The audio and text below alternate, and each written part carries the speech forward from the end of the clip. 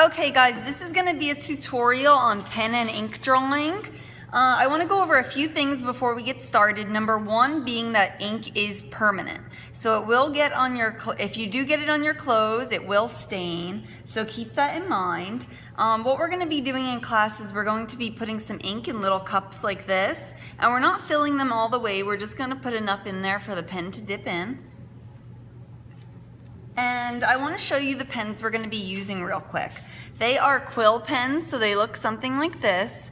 And what happens is, as you push on the pen, it opens up like that. So if you guys can see in this video, the harder you push on it, the more ink is going to come out. So I'm going to go ahead and do a tutorial. What you guys are going to want to do is you're going to want to press fairly lightly with these pens. And we're going to do a practice sheet in class. But I'm going to just do a little tutorial on how we can start these drawings. So what you want to have in front of you are your reference images. So I have my chameleon and I have my cat, and I put them together to make my cat-meleon.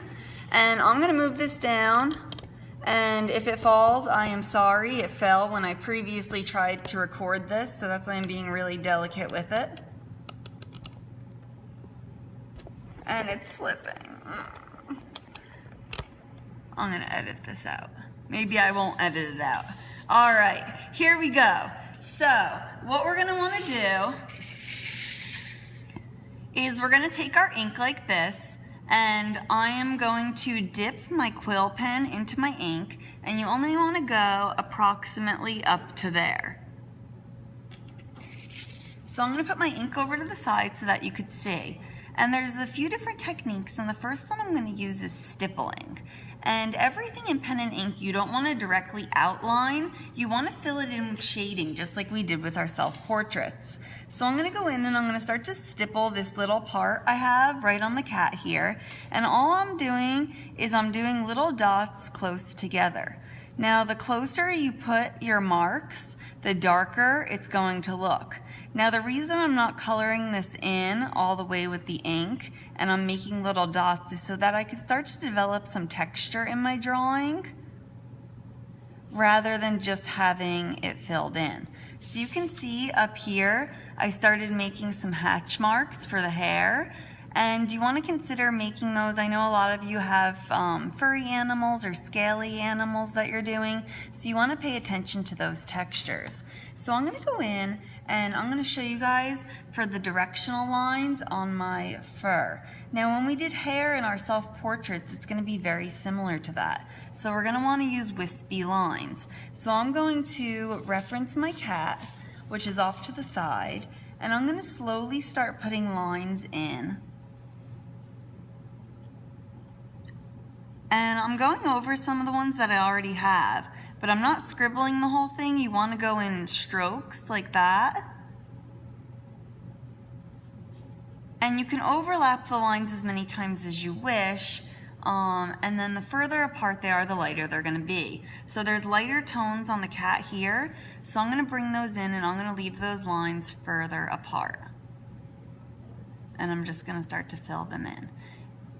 Now it's okay if they overlap a little bit, but I want to make sure that I'm going in with the roundness of the cat's face. So I'm going to kind of bring it in from the ear here, and then I'm going to bring it down.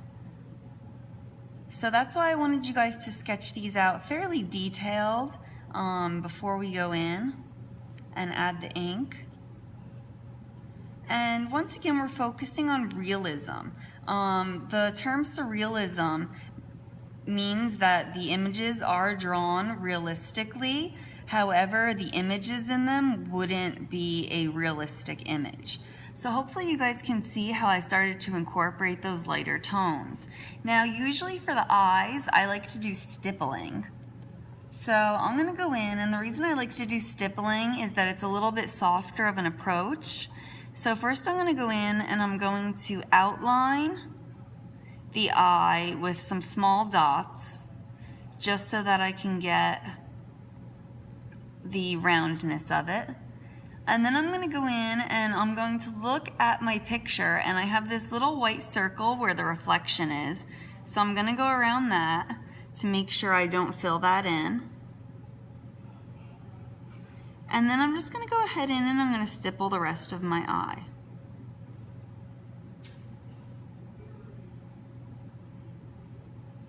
So I know that you all have different subject matters that you're going to be working on. I'm just going to go over one more thing in here, and that's going to be the chameleon body. So same thing, you're not going to want to outline. And if there is anything you feel like you need to outline that's not fur, what you're going to want to do is you're going to want to go ahead in and stipple it. So all these little marks on the back of my chameleon, I'm going to go in and I'm going to stipple those in first. And that's going to give it a much softer approach rather than having such a harsh outline. And you're going to want to pay attention to the tones you're seeing. So I'm going to hold this up one more time and then we'll get started in class. But you could see that I overlapped up top here on my paper. I overlapped the lines a lot. So I got this really dark tone on the top head of my cat. And then the lines are further separated through here so that it's going to be a lot lighter.